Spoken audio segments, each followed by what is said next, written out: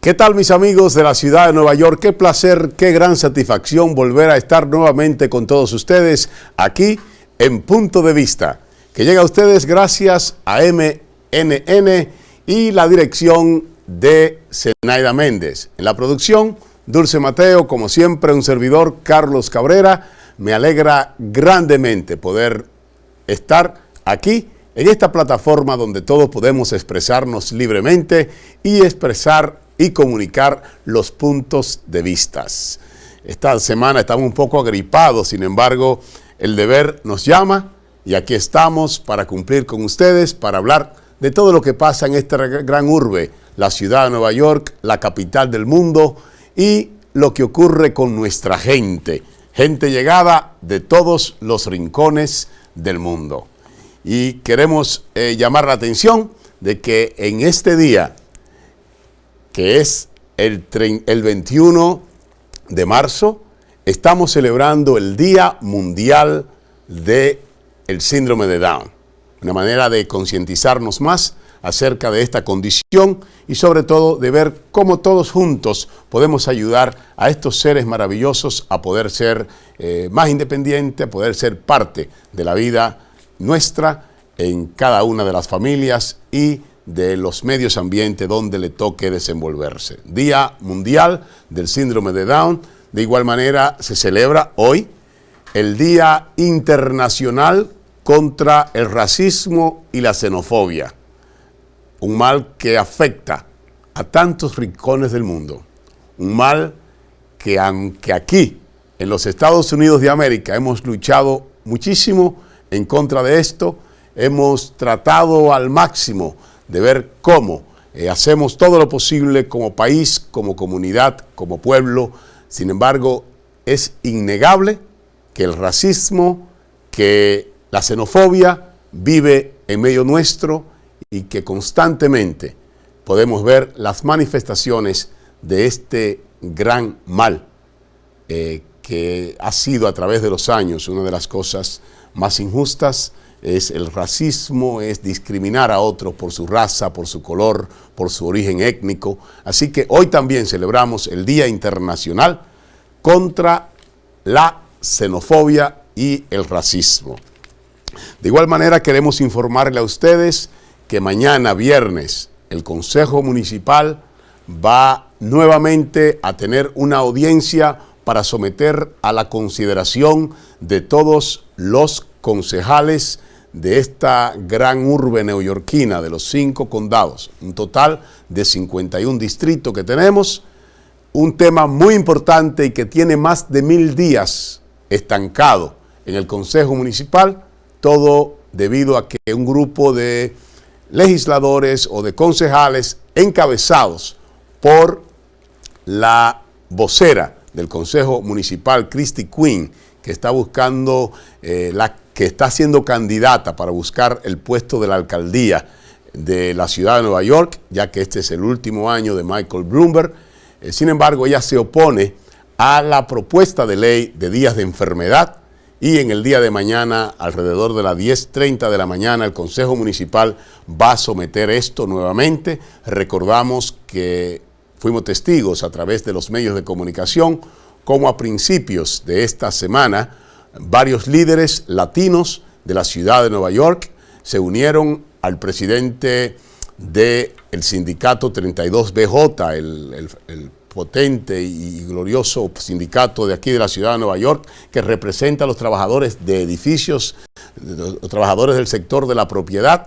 El presidente Héctor Figueroa estuvo allí unido a los concejales Idani Rodríguez, Yulisa Ferrera, Melissa Mark Viverito, así como el senador estatal Adriano Espaillat y el senador José Peralta de Queens, como la asambleísta Gabriela Rosa, todos demandando al Consejo Municipal que someta una vez más a consideración y a votación esta ley de los días de enfermedad para tantos trabajadores. Se calcula que en la ciudad de Nueva York alrededor de 1 millón de trabajadores de escasos recursos no tienen derechos al día de enfermedad. Es decir, en otras palabras, no tienen derechos a enfermarse porque de lo contrario sería afectar el pago de su renta, la comida de sus hijos, debido a que no reciben pago si no pueden ir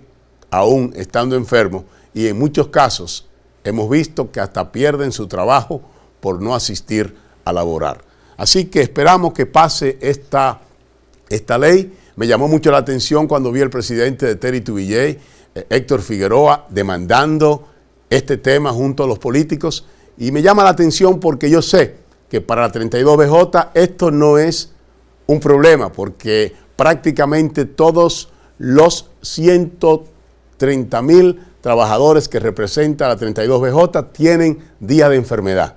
Sin embargo, qué importante hacerse solidario con los otros trabajadores. Qué importante hacer solidario para que esta ciudad sea una ciudad amiga de los que producen el sostén económico de esta gran ciudad, nuestros trabajadores. La propuesta consiste en solicitar 9 días de enfermedad pagados por los empleadores, las compañías empleadoras, para aquellos lugares de trabajo que consten de más de 20 trabajadores. Serían 9 días de enfermedad. Sin embargo, si la empresa o negocio tiene entre 5 trabajadores a 19, entonces serían 5 días de enfermedad. Nosotros esperamos que esta medida mañana pueda ser sometida a consideración, que pueda ser aprobada y al mismo tiempo promulgada por el alcalde Michael Bloomberg, ya que es una necesidad inminente, porque de ese 1,000,000 de trabajadores que no tienen, 450,000 son nuestros hermanos latinoamericanos que son parte de ese 1,000,000. Así que vamos a ver qué ocurre. También quiero hablar con ustedes acerca de lo que ocurrió durante el transcurso de esta semana y que todavía se está hablando en todos los estados de esta gran unión, ya que nuevamente el Congreso de los Estados Unidos muestra un doble estándar. El senador, líder de la mayoría en el Senado, Harry Reid, informó hace 2 días que definitivamente no someterá a votación el proyecto de ley para controlar las armas de fuego, que incluía el uso de armas de guerra, armas de asalto, de guerra. Definitivamente sabíamos nosotros que esto iba a tener mucho problema. Sabemos que la Asociación Nacional del Rifle invierte muchos millones en los políticos. Sabemos y decíamos desde el mismo momento que se produjo la tragedia allí en Sandy Hook, en la escuela de Sandy Hook del poblado de Newtown en Connecticut, que esto iba a ser muy difícil, ya que hay muchos intereses, hay muchos cabilderos en Washington y nuestros políticos están prácticamente amordazados y comprados por los millones de la Asociación Nacional del Rifle, y ha quedado nuevamente demostrado en esta oportunidad, ya que el líder de la mayoría del Senado, Harry Reid, ha dicho que no va a someter, que sin embargo va a someter otra propuesta, y es la que tiene que ver con la verificación de antecedentes y más seguridad en las escuelas. Y es coincidencial que justamente eso era lo que la Asociación Nacional del Rifle estaba pidiendo. Lo que hemos hecho es complacer a la Asociación Nacional del Rifle, complacer a los ultraderechistas republicanos y del Tea Party, que son los principales defensores de que aquí hay un descontrol. Un país con 315 millones de habitantes y más de 300 millones de armas en manos de la ciudadanía. Muchas de ellas armas de asalto, armas de guerra, que yo quisiera saber para qué un ciudadano necesita comprar armas de guerra, de esas que se usan en Irak, en Afganistán y en todas las guerras del mundo. Pero así somos aquí en este gran país. De todo esto, es importante decir que después de la tragedia de Newtown, ustedes saben cuántos muertos se han producido debido al uso de armas de fuego, debido a las armas de fuego sin control en manos de la ciudadanía. Ya van más de 3,000 muertos en todos los Estados Unidos, nada más y nada menos que después de la tragedia de la escuela de Sandy Hook, allí en Connecticut, en el sector de Newtown. Esto le da una idea a ustedes, señores, de que hay un problema. Pero lo triste es que mire lo que ocurre en esta oportunidad. Cuando Harry Reid dice que solamente cuenta con 40 votos y ellos son la mayoría, en el Senado hay 100 votos, 100 senadores. Y los demócratas tienen la mayoría, sin embargo, él nada más cuenta con 40 votos. Quiere decir que hay un montón de demócratas que son unos dobles estándares, que sencillamente les gusta hablar bonito, pero a la hora de tomar decisión, ellos deciden dónde está el dinero de los cabilderos, dónde está el dinero de la Asociación Nacional del Rifle. Y nosotros, la ciudadanía, ponemos los muertos, ellos se reparten los millones. Lo que él dice que va a proponer, que es más seguridad en las escuelas, los republicanos hablan de armar, y la Asociación Nacional del Rifle, de armar hasta los dientes las escuelas. Armando a las escuelas significa que se van a vender más armas, que la industria armamentista de esta tragedia va a hacer más millones. Mire cómo es que se funciona en esta gran nación donde hablamos de justicia y libertad para todos. Por eso es que hay que aprender a leer en 3 líneas. Por eso es que hay que aprender a votar no por gente, no por carita, no por candidatos, no por partidos. Hay que aprender a votar por temas. Hay que aprender a votar por los candidatos y los políticos que representan nuestros temas. Porque aquí se predica mucho, pero se practica poco. Las palabras son fáciles y se la lleva el viento. Así que de eso vamos a hablar más adelante. Vamos a hablar en la entrevista principal de hoy. En esta tierra de libertad, en esta tierra de muchos, donde la gente viene a vivir el sueño americano. Yo le voy a presentar a ustedes como trabajadores, estudiantes que vienen en un programa de intercambio cultural bajo las visas J1, cómo son explotados por corporaciones de los Estados Unidos tan significativas como McDonald's. Así que hoy, en la segunda parte, vamos a estar hablando de esto para que usted vea lo que ocurre en los Estados Unidos de América, donde hablamos de libertad y justicia para todo, tierra de sueños, tierra de vivir el sueño americano, tierra de la libertad. Y muchas cosas pasan. Yo he quedado impactado grandemente al saber esta historia y ustedes la van a conocer más a detalle en la segunda parte del programa. También, mis amigos, yo quiero hablarle a ustedes el tema de la Barrick Gold.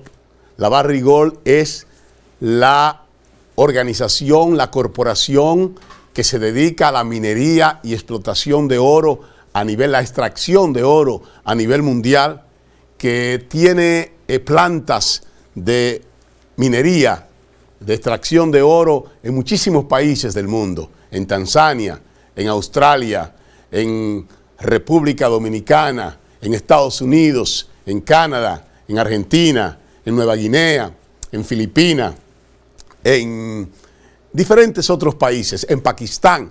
Sin embargo, el resultado es el mismo. La explotación no solamente del recurso natural del oro, pero también la explotación del sistema ecológico de esos países, dejando detrás una secuela de contaminación.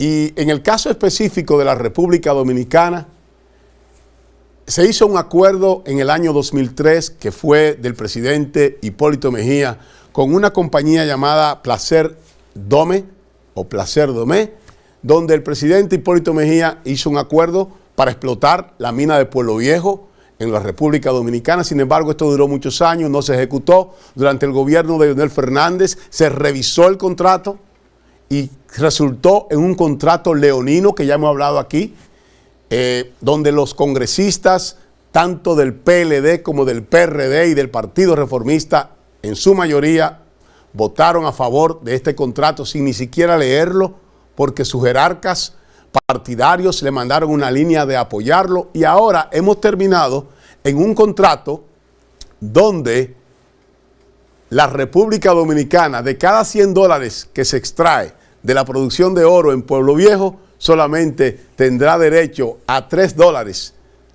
y la Barrick Gold a $97 de cada 100. Eso después que la Barrick Gold se cobre $4.000 millones que ellos dicen que han invertido en la instalación de esta planta. Pero eso no es todo, de eso hemos hablado ya hace varias semanas aquí en el programa.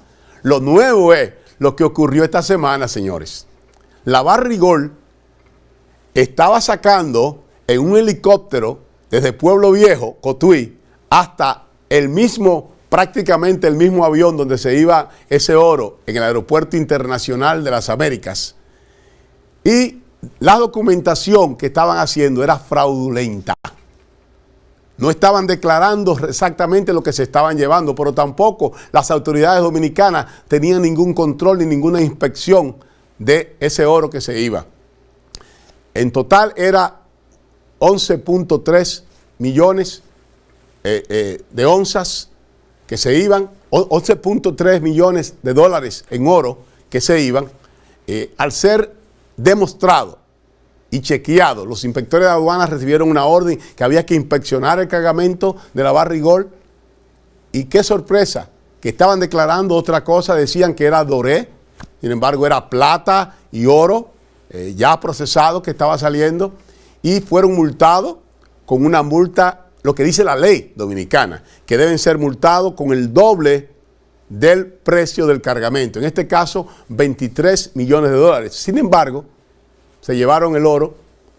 Cuando usted o yo o cualquier otra persona le encuentran algo fraudulento en las aduanas, sus mercancías son incautadas.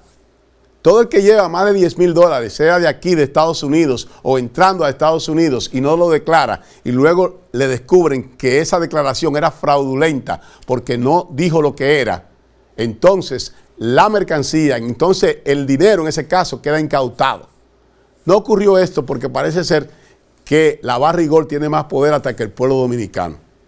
Yo creo que ya es tiempo de que el presidente Danilo Medina, que habló bien fuerte el 27 de febrero de este año, Día de la Independencia Nacional, y dijo que la Barrick Gold tenía que revisar el contrato leonino que hizo el Congreso Nacional y el presidente Leonel Fernández.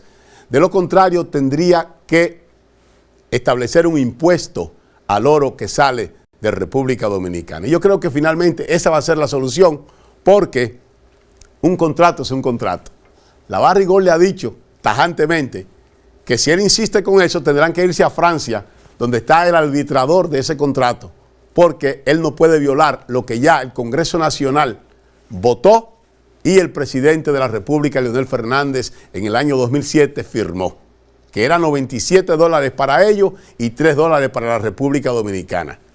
Y como muestra, señores, debo decirle que a final de este año se espera que el dólar termine alrededor de $2.000 la onza. ¿Usted se imagina? Y cuando se firmó este contrato andaba como por $500 la onza. Y mire ahora, se ha triplicado las ganancias de la Barrick Gold. Y lo que nos están dejando en República Dominicana es mucha contaminación y llevarse el oro que es del pueblo dominicano debido a políticos corruptos que ven sus intereses primero que los intereses del pueblo dominicano. Nosotros esperamos que el gobierno dominicano se ponga los pantalones y que ya pase de las palabras a los hechos. La Barrick Gold ha demostrado que no va a corregir nada el problema del contrato, no va a renegociar el contrato. Legalmente creo que están correctos porque eso es algo firmado por políticos irresponsables. De buena fe, ellos podrían abrir ese contrato. De lo contrario, nada impide que se le ponga un impuesto, yo diría del 50% debieran ponerle, y así cobrarnos nosotros lo que es del pueblo dominicano, que es el oro. Vamos a ver en qué termina todo esto, porque es muy lamentable que esto ocurra. Y ese cuadro que le pinté de la República Dominicana es el mismo prácticamente en todos los países donde está la Barrick Gold. Cuando los indios a nosotros nos cambiaban oro por espejitos. Sin embargo, yo creo que de nada ha servido tantos siglos después de la colonización, porque ahora estamos haciendo negocios peores que la que hicieron los taínos en la República Dominicana, que era cambiando oro por espejitos. Porque en este caso nosotros cambiamos oro por nada. Porque si yo le doy mi mina de oro, que son nuestras, de nuestro país, y ellos no me van a dar nada hasta que saquen los $4.000, 4.000 millones de dólares que dicen que han invertido. Y cuando nos den, nos van a dar $3 por cada $100 que saquen del dinero del oro. Entonces, estamos haciendo un negocio de capa perro. Estamos haciendo un negocio peor que el que hicieron los taínos, que cambiaron oro por espejito. Ellos lo cambiaron por algo. Nosotros lo estamos cambiando por nada. Y qué vergüenza, qué asco me da de la actitud de tantos malos dominicanos. Pero la culpa la tenemos nosotros, que nos seguimos dejando usar por los politiqueros de esas tres fuerzas políticas que tiene la República Dominicana, atada por los 4 puntos cardinales. Así no puede ser. Tenemos que activarnos, que volvernos activistas. Mire qué lindo. El recién finalizado torneo clásico mundial de béisbol, mire de qué manera los dominicanos, los latinoamericanos nos unimos y estábamos pegados a la televisión, al internet, siguiendo esto, unidos. Y cuando finalmente quedaron los 2 partidos finalistas, los 2 equipos finalistas, Puerto Rico y la República Dominicana, con qué pasión, con qué alegría, con qué gozo nosotros nos entregamos en unidad a celebrar el juego y la competencia. Un verdadero espectáculo deportivo donde los 2 finales ganadores resultó que finalmente la República Dominicana se coronó campeón del Clásico Mundial de Béisbol de estos 4 años. En 4 años nuevamente se producirá otro Clásico Mundial y vamos a ver quién será. Felicitamos al pueblo dominicano, felicitamos también a los puertorriqueños que quedaron en segundo lugar y que con una gran gallardía defendieron su título hasta el último momento. Qué lindo, qué espectáculo, qué bueno que ganó la Patria Grande, donde el mundo entero estaba participando, donde 16 países del mundo, de diferentes continentes, estaban participando, donde contendientes tan fuertes como Japón y los Estados Unidos, sin embargo, 2 países, miembros de la Patria Grande, América Latina, quedaron como los 2 mejores en el béisbol internacional, Puerto Rico y la República Dominicana. Felicidades a los campeones dominicanos. Pero con esa misma pasión tenemos nosotros que ligarnos, tenemos nosotros que empaparnos e involucrarnos en las luchas de las cosas que convienen a nuestra gente. Tenemos que envolvernos en la lucha por esos días de enfermedad para los trabajadores. Mire cómo está haciendo la 32BJ, que aunque tienen días de enfermedad, están luchando, están participando en manifestaciones. Muchos otros sindicatos iguales, muchas otras organizaciones comunitarias igualmente. Porque si nuestra comunidad progresa, progresamos todos. Igual tenemos que involucrarnos en la lucha por inmigración para evitar la explotación de los trabajadores aquí en los Estados Unidos. Porque de lo contrario, los estándares nuestros van a seguir hacia abajo. Porque así es que las corporaciones se aprovechan. Porque las corporaciones no tienen amigos. Las corporaciones no tienen hermanos. Las corporaciones no tienen patria. Las corporaciones no tienen país. Las corporaciones no tienen banderas. Y ahí tenemos muestra. Walmart. Walmart se lleva toda la producción para China y para otros países para explotar a los trabajadores.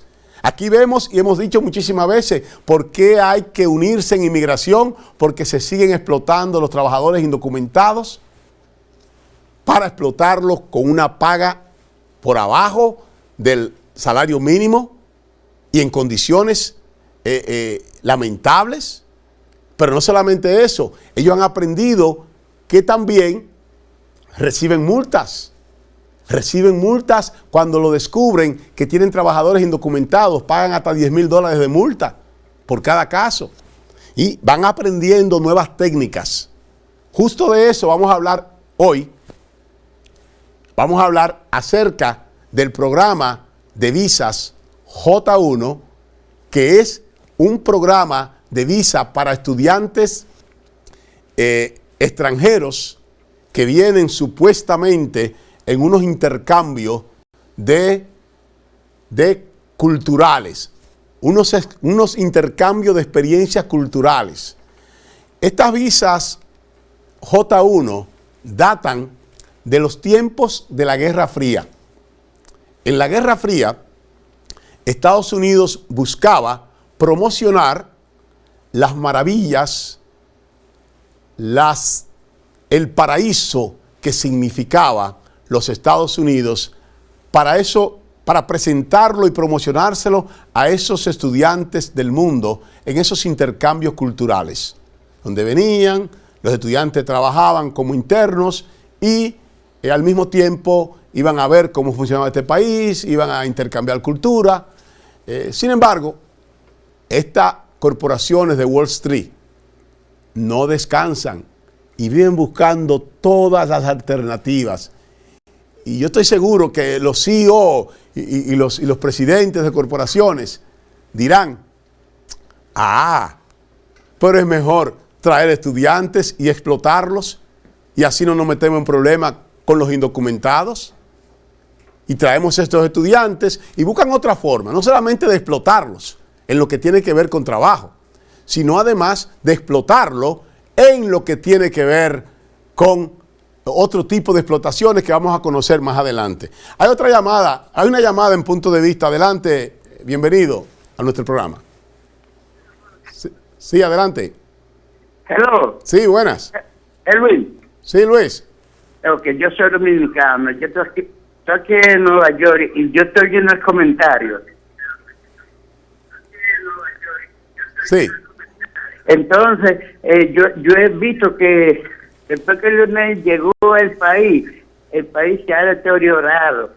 Y Leonel, antes de ser político, cuando estaba aquí en Nueva York, que se crió en Harlem, donde estaban todos los tecatos, Leonel era uno de los peores que estaba en el grupo. Y Leonel duró en NUA, antes de ser político, duró 7 meses en NUA, interno en el hospital, para sacarle la droga fuese leche. O sea, que Leonel ha sido que ha dañado el país. Okay, Danilo está trabajando bien, pero mientras el país esté así, como lo come solo, el país nunca va a echar para adelante. Danilo quiere hacer, pero él no va a poder hacer, porque mientras Leonel esté ahí, Leonel va a ser Leonel presidente antes sin tener poder. No más preguntas. Muchas gracias, hermano, muchas gracias. Definitivamente lo que ha hecho Leonel Fernández con el contrato de la Barrigol y los congresistas, cuidado, no le echen la culpa solamente a Leonel, los congresistas PRDistas, reformistas, PLDistas que votaron y ahora dicen que no supieron lo que votaron. Así que, señores, vamos a seguir más adelante tomando más llamadas. Gracias a usted por su llamada. Vamos ahora a pasar a nuestra entrevista principal, donde tenemos a Jorge Ríos, que es uno de los estudiantes internacionales que vienen aquí con la intención de hacer intercambios culturales en los Estados Unidos. Viene de diferentes naciones del mundo, de diferentes continentes, y de eso vamos nosotros a estar hablando. Vamos a pedirle a la producción que nos comunique ya. Hoy vamos a comunicarnos a través de Skype con estos estudiantes del programa de visas J1 de estudiantes. Bienvenido Jorge, bienvenido muchachos de este programa. Yo quiero que hablemos hoy, que el pueblo dominicano de Estados Unidos conozca lo que está ocurriendo con ustedes. Yo la semana pasada lo conocí personalmente a ustedes y verdaderamente quedé impactado. Me es hasta duro creer que eso está pasando aquí en los Estados Unidos de América, donde hablamos tanto de esas repúblicas bananeras. Sin embargo, hemos quedado prácticamente como una de las peores repúblicas bananeras del mundo con este tipo de comportamiento. Bienvenidos aquí al programa y déjame decirte, Jorge, ya te estamos mirando aquí en los monitores. Me gustaría saber cómo llegan ustedes y prácticamente cómo es que son ustedes, ¿cómo le voy a decir? ¿Cómo son contactados para venir a los Estados Unidos a participar en este programa? Bueno, buenas noches, Carlos. ¿Cómo estás? Bueno, en realidad no somos nosotros los que contactan a estas personas, porque esto se supone que es un programa de intercambio cultural que nosotros somos todos estudiantes universitarios de distintos países. En mi caso, yo soy de Argentina. Acá al lado mío está Fernando, que es de Paraguay, Rodrigo, también que es de Chile. Y nosotros somos, como te decía, estudiantes universitarios. En nuestra facultad, en el edificio de nuestra universidad, nosotros vemos pósters que publicitan este tipo de programas de intercambio cultural. Te muestran unos jóvenes disfrutando, ¿no? Pasándola bien, y te invitan a experimentar lo que es la cultura norteamericana, trabajando y viajando. Dice, el programa se llama Summer Work and Travel.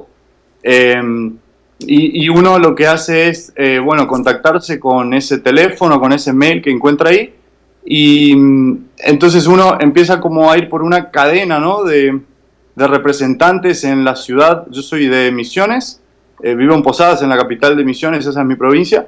Entonces me contacté con alguien en mi ciudad, que a su vez me contactó con alguien en Buenos Aires, la capital de Argentina, y de ahí ellos hacen el contacto con una empresa de acá de Estados Unidos, que en este caso se llama GeoVisions, y que eventualmente se convierte en tu sponsor, que es la empresa bajo la cual uno pide la visa J1. Por eso nosotros nos identificamos como estudiantes J1, porque esa es la categoría de nuestra visa.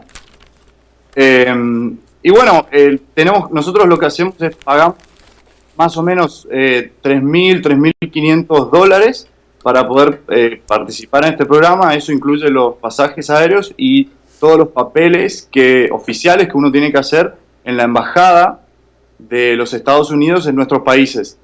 Entonces, finalmente, cuando llegamos acá, nosotros antes de venir firmamos un contrato que establece, las condiciones de vida, las condiciones de trabajo, entre otras cosas. Pero una vez que estamos acá, nos damos cuenta que las condiciones no se cumplen. La casa donde se supone que teníamos que vivir, íbamos a compartir una habitación con otra persona, era lo que decía el contrato. Terminamos viviendo los 6 en un sótano que no está en condiciones para ser habitado, y por el cual pagamos una renta, pagamos un alquiler por semana, $75 por semana cada uno.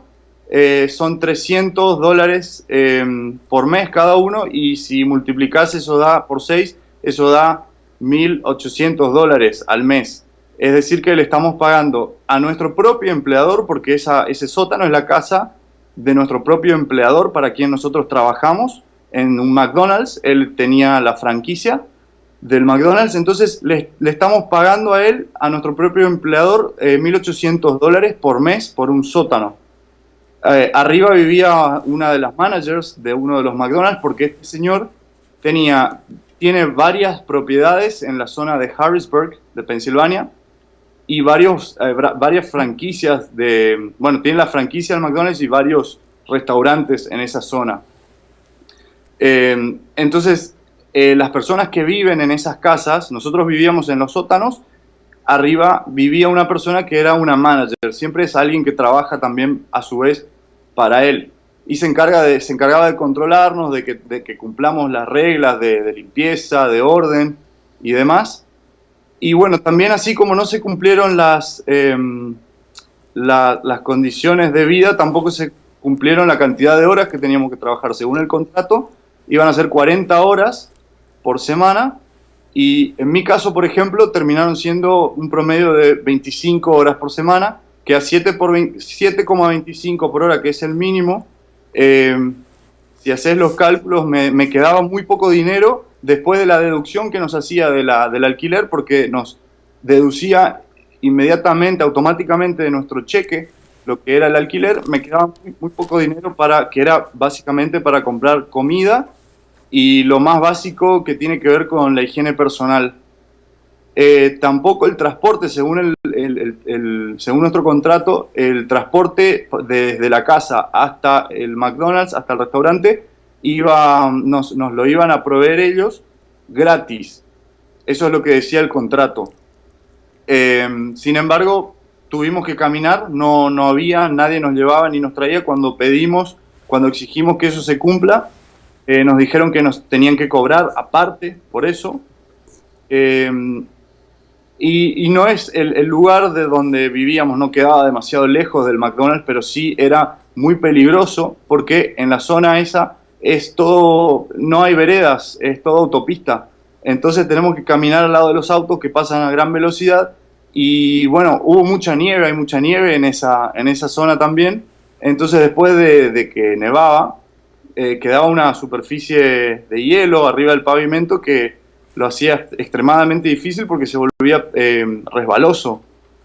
Y te puedo seguir contando. Entonces, yo me pregunto, en este caso, esto es un negocio prácticamente a la redonda para la organización Geovisión que lo trae a usted de aquí, pero de igual manera también para los empleadores, en este caso, ese dueño de franquicia de McDonald's. O sea, le cobran, ustedes pagan más de $3,000 para venir aquí a los Estados Unidos, con el sueño de que van a venir aquí, van a tener 40 horas, luego lo engañan, no le dan 40 horas. Arriba de eso, también le están cobrando y le deducen directamente de su salario el pago de la renta. Así que están rentando, yo supongo, porque en la mayoría de Estados Unidos, rentar los sótanos es ilegal. Están violando la ley de vivienda, posiblemente de la ciudad donde ustedes viven allí, en Pensilvania, pero están también explotándole a ustedes, cobrándole. Esto es increíble. Yo estoy prácticamente impactado con lo que está ocurriendo aquí, en los Estados Unidos.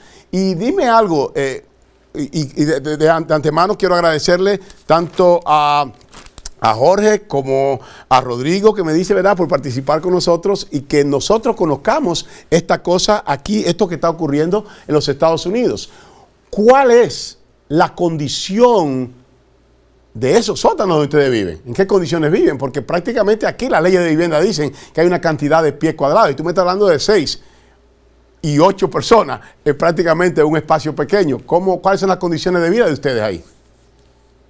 Bueno, es un lugar común, sin divisiones, donde teníamos que dormir en camas cuchetas, literas, ¿no? Camas cuchetas le decimos en Argentina, que están hechas para niños, porque cuando nos subíamos a esas camas se movían, hacían ruido, y al no haber divisiones, imagínate cómo nos molestábamos unos con los otros, porque además nos daban distintos horarios para trabajar, entonces quizás yo llegaba del trabajo y había otro compañero que estaba tratando de dormir porque tenía que trabajar al día siguiente muy temprano y yo quería quizás usar Skype para comunicarme con la gente de Argentina, con mi familia, con mis amigos y lo iba a molestar.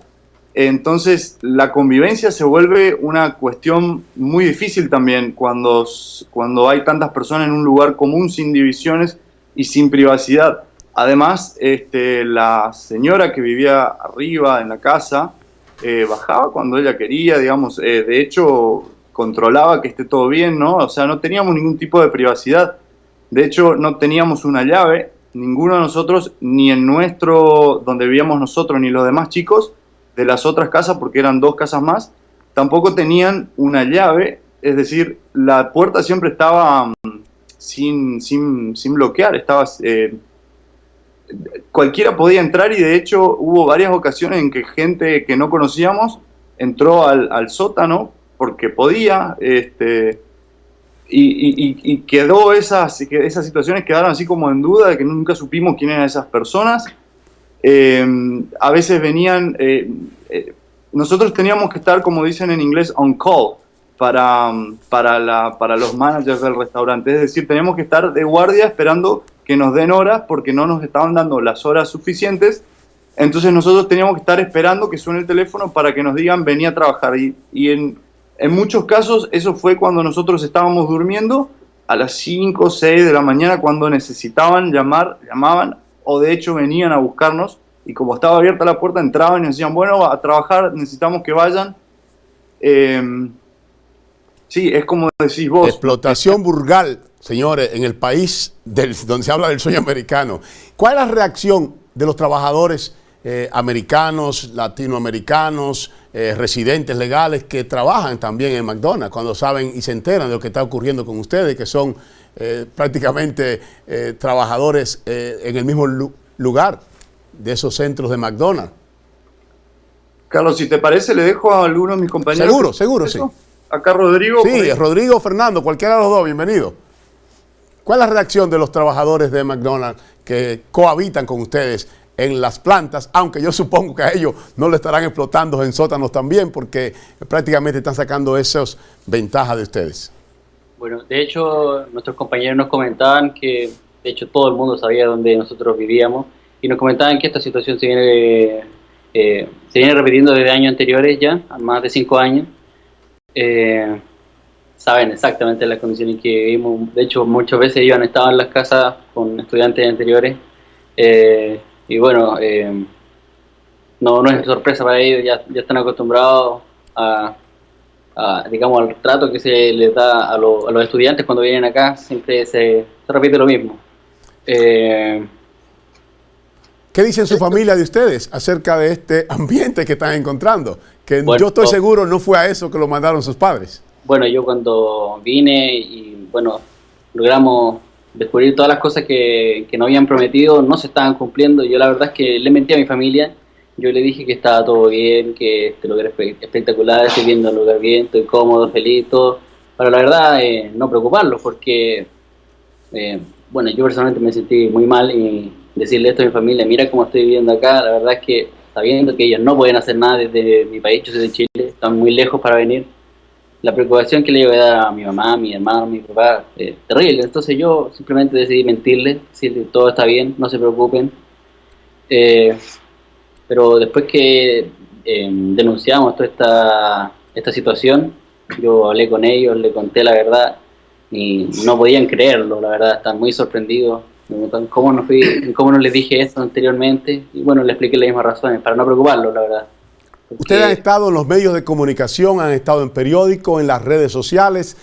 ¿Cómo inicia esta organización? Tengo entendido que inclusive se declararon en huelga en los establecimientos de McDonald's donde están produciendo estas explotaciones de trabajadores extranjeros que vienen aquí. ¿Cómo inicia la organización de todo esto? ¿Se han comunicado ustedes con la corporación McDonald's? Sí, es un tema complejo en ese sentido, porque nosotros acá en Estados Unidos estamos, por un lado, como estudiantes de intercambio, bajo digamos, la responsabilidad inmediata es de nuestro sponsor, GeoVisions en este caso, pero la responsabilidad última la tiene el Departamento de Estado, porque esto es un programa de intercambio cultural que lo creó el Departamento de Estado, es decir, el propio gobierno de Estados Unidos. Entonces, hay también otra vez varios niveles, ¿no?, de responsabilidades en esta cuestión, porque nosotros cuando empezamos a tener estos problemas, lo primero que hicimos fue quejarnos con nuestro empleador. Nuestro empleador lo que nos hacía era decirnos, bueno, sí, estoy trabajando en una solución, ya vamos a solucionar el problema, ya vamos a hacer algo, y así nos tuvo por un montón de tiempo y no solucionaba nada. Entonces nosotros seguimos la cadena, digamos, de responsabilidades y empezamos a quejarnos con GeoVisions, nuestro sponsor. Se supone que ellos son responsables por nosotros y que nuestra experiencia cultural de hecho se cumpla y de que nadie abuse de nosotros. Sin embargo, ellos demostraron a través de diferentes actitudes y acciones que ellos estaban al servicio de nuestro empleador. Te doy un ejemplo. Nosotros, según las reglas del programa, tenemos que hacer lo que se denomina el check-in mensual. Del 10 al 15 de cada mes tenemos que dar un reporte de las actividades que estuvimos haciendo. Si, por ejemplo, esto es una obligación del sponsor, mandarnos un correo electrónico con estas preguntas. Es como un formulario que tenemos que completar. Y hay un campo de ese formulario que es: ¿tenés problemas con tu empleador? Entonces, en ese campo aprovechamos para quejarnos.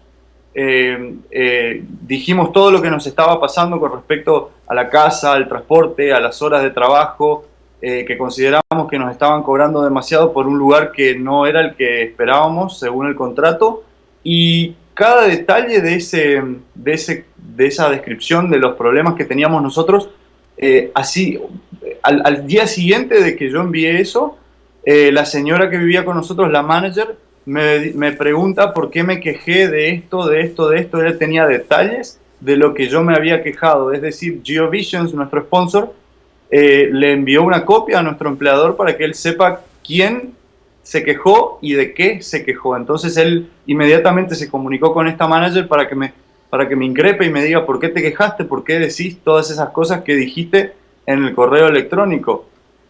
Siendo que justamente en ese correo electrónico yo lo que contaba era de que nuestro empleador estaba tomando represalias porque nosotros nos quejábamos y nos recortaban las horas. Cada vez que nos quejábamos nos decían, si se quejan van a tener menos horas. Y hubo un episodio en el cual yo había hecho planes para ir a la biblioteca local en Harrisburg.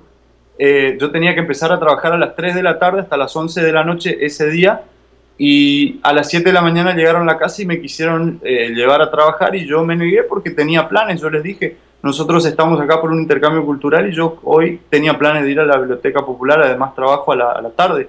Entonces me dijeron, bueno, entonces después no te quejes cuando tenés menos horas, cuando te damos menos horas.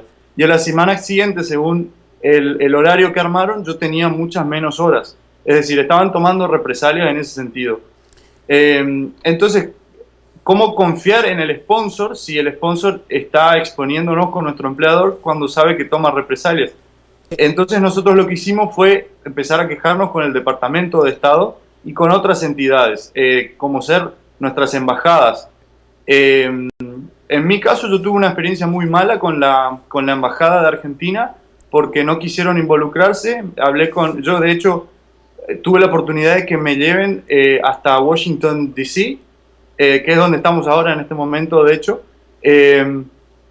para hablar con alguien de mi embajada, la embajada argentina, y pedí para hablar con alguien y no sabían qué hacer conmigo. Entonces me dieron el número de teléfono de una persona que era la encargada del área cultural, del departamento cultural de la embajada argentina. Le envié esa misma carta con la descripción de lo que nosotros estábamos pasando, lo que nos estaba pasando en este país, y que no sabíamos a quién acudir porque no obteníamos ayuda de nadie. Estábamos en una situación, la verdad que un poco desesperante, porque como decía Rodrigo, ninguno de nosotros le contó a su familia ni a sus amigos lo mal que la estábamos pasando. De alguna manera nos daba vergüenza, nos daba un poco no queríamos preocuparlos, además. Entonces por ahí poníamos cosas buenas, positivas, pero la verdad que la estábamos pasando muy mal. ¿Qué demandan ustedes tanto de GeoVision como de la corporación McDonald's? Bueno, nosotros, como te decía, estamos acá como estudiantes y como trabajadores. Como estudiantes nosotros le pedimos al Departamento de Estado que investigue el caso, que de hecho ya lo están haciendo según nos informaron, y que sancionen a GeoVisions porque ellos demostraron no hacerse responsables de nuestra experiencia aquí, porque hay otro episodio en el cual ellos enviaron a una persona a donde nosotros estamos viviendo, y una mañana aparece nuestro empleador, Andy Chong, con esta persona de GeoVisions, y nuestro empleador estaba enojado porque nos habíamos quejado. Entonces estaban sacando fotos del lugar y se notaba que este señor le tenía miedo, estaba con temor de nuestro empleador, y de hecho temblaba y trataba de decir cosas como para que él no esté enojado. Entonces uno dice, claro, evidentemente estamos equivocados, no es que nuestro empleador tiene que rendirle cuentas a GeoVisions, sino que veíamos que la situación era la inversa. GeoVisions le tenía miedo a nuestro empleador y estaba tratando de hacer de que nuestro empleador esté bien. De hecho le dijimos, estaría bueno, sería una buena idea, por favor, que ustedes vayan a ver el otro sótano, porque hay otro sótano más pequeño que este, en peores condiciones, y donde están viviendo 8 estudiantes, 4 chicas asiáticas con 4 chicos de Chile. Entonces ahí es donde tienen que ver, porque ellos están en peores condiciones que nosotros. Y eso se lo dijimos enfrente de nuestro empleador, y esta persona de GeoVisions, James no me acuerdo, James Miller creo que se llama, dijo, ¿podemos ir ahí? Y Andy Chong dijo, ¿a dónde? A la casa de Maple Drive, esa era la dirección. Bueno, supongo que sí. Y después nunca fueron a esa casa, nunca le llevó ahí. En su lugar le llevó a la tercera casa, que era la única casa donde de verdad había habitaciones, digamos. Y ahí estaba Fernando, era uno de los que vivía por ahí. ¿Él te puede contar un poquito de eso? Sí, Fernando. En realidad, o sea, había tres casas, en las cuales los dos eran sótanos, o sea, se dividían los estudiantes en sótanos, y a mí me tocó vivir en una casa. Probablemente yo pienso que la casa donde yo vivía era como la cara o la fachada del programa para este empleador. Y para mí particularmente esto como un sistema perfecto para lucrar con nosotros como estudiantes. Para ellos, evidentemente para nuestro empleador y para McDonald's, nosotros no somos parte de un programa de intercambio cultural. Para ellos, nosotros venimos solamente acá para trabajar. En mi caso en particular, yo trabajé, ¿cómo se dice?, 17 horas en un día, porque como yo tenía transporte, o sea, yo tenía que irme a la casa y yo no podía irme caminando porque era a 40 minutos caminando y no había veredas. Entonces yo dependía de la disponibilidad de autos de los managers del McDonald's. Y yo normalmente trabajaba de 7 a 3 y cuando llegaba a las 3 de la tarde yo tenía que ir a la casa. Ellos me decían, no tenemos nadie que te lleve, entonces me pedían, la única opción que tenía era trabajar hasta las 11 de la noche. Y eso pasó varias oportunidades conmigo. ¿Te pagaron tiempo extra, lo que le No. llaman overtime aquí? No me pagaron el overtime, me pagaban igual el mismo precio, o sea, el mismo salario, que es 7,25 el mínimo. Y yo pregunté varias veces por eso y me decían que eso era normal. Y ahí fue cuando empezó todo, cuando yo empecé a trabajar más de la cuenta. Yo pedía para poder tener días libres, por ejemplo, en Navidad, en Año Nuevo, y siempre se negaban a dármelo. Yo trabajé Navidad, Año Nuevo, todos los eventos importantes yo pasé trabajando, y yo me quejé con GeoVision y ellos se desentendieron del problema, me dijeron que yo tenía que resolver ese problema directamente con mi manager, o sea, como que se pasaba la pelota constantemente. Fernando, ¿de qué país eres? Yo soy de Paraguay. ¿Ese era el Estados Unidos que tú imaginabas en Paraguay?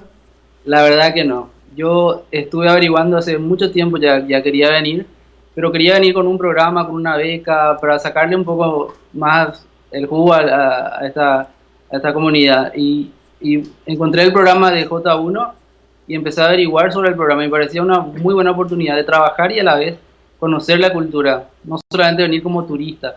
Entonces me anoté al programa y tenía mucha expectativa tenía sobre esto, y la verdad que me encontré con una calidad súper fea.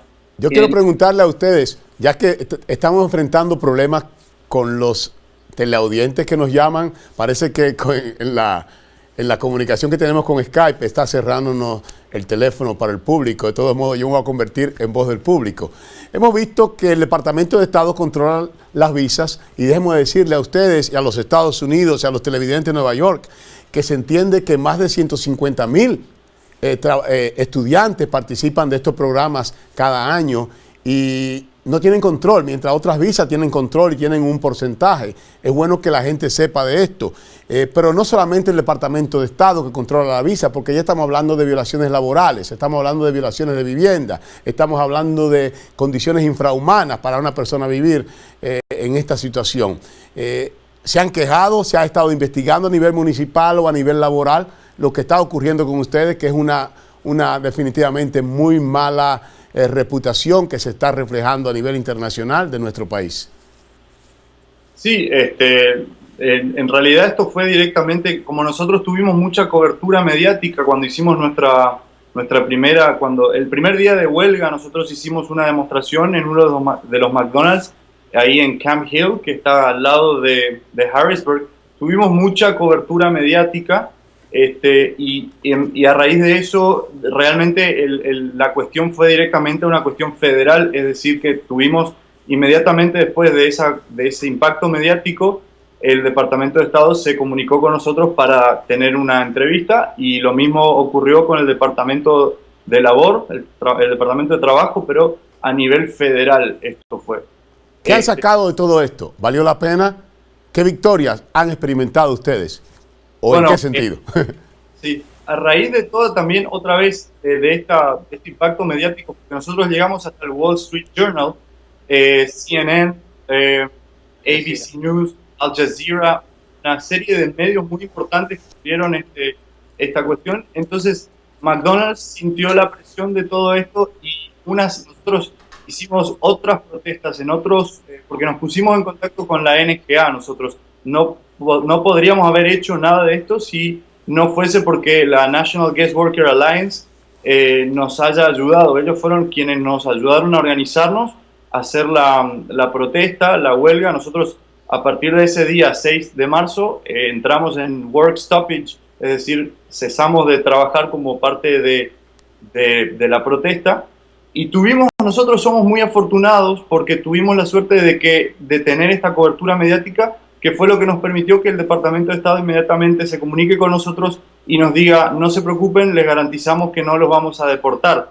Porque si bien somos legales, digamos, estamos documentados, somos trabajadores documentados, ellos tienen el poder de deportarnos. Es decir, de hecho nuestro empleador, los managers en el restaurante nos amenazaban, nos recordaban siempre de que ellos están a una llamada telefónica de enviarnos de vuelta a nuestros países, y eso ejercía una presión. Nosotros invertimos dinero en esto, teníamos muchas expectativas y tampoco queríamos que si nos pasa eso, teníamos miedo de que en el futuro no podamos volver a ingresar a Estados Unidos. Por eso teníamos mucho miedo, pero cuando logramos superar ese miedo y nos pusimos en contacto con la NGA, empezamos a organizarnos, perdimos el miedo y de 18 estudiantes, que éramos en total, 16 participamos ese día, 6 de marzo de la huelga. Después fuimos a Pittsburgh y ahí también hicimos lo que se conoce como mic check, que es una estrategia de protesta donde uno lee algo y los demás repiten. Después fuimos a Times Square, ahí en Nueva York, estuvimos, y eso fue una semana después del primer mic check en Camp Hill, en Harrisburg. Y minutos después de que hicimos el mic check ahí en el McDonald's de Times Square, nos enteramos de que Andy Chong, nuestro empleador, es decir, aceptó dejar el sistema de franquicias de McDonald's. Es decir, claramente hubo una presión de McDonald's para que esta persona deje sus restaurantes. Entonces va a tener que venderlos o la corporación se va a hacer cargo, pero se supone que en un futuro cercano esos restaurantes ya no van a ser de esta persona que nos estaba explotando. Qué bueno muchachos, yo los felicito por su valentía, yo le agradezco que saquen esa cara que no se conoce de nuestro ambiente, no solamente por ustedes, sino también por todos los estudiantes del mundo que participan en este tipo de programa de la visa J1, pero también por nuestros jóvenes, por nuestros hijos aquí en los Estados Unidos, por la gente indocumentada de aquí que no puede hablar, que no tienen, ustedes son profesionales, son estudiantes universitarios, no tienen quizá el mismo desenvolvimiento de ustedes, ni la libertad que ustedes tienen para hacerlo. Yo los felicito y le agradezco grandemente a Rodrigo, a Fernando y a Jorge por hacer esto. Ustedes son la parte visible de miles y miles de personas que están siendo explotados de igual manera. Gracias, y a ustedes, mis amigos televidentes, les agradecemos que estén con nosotros esta semana. Será pues hasta la próxima semana cuando nuevamente volveremos a estar aquí en Punto de Vista con Carlos Cabrera, que llega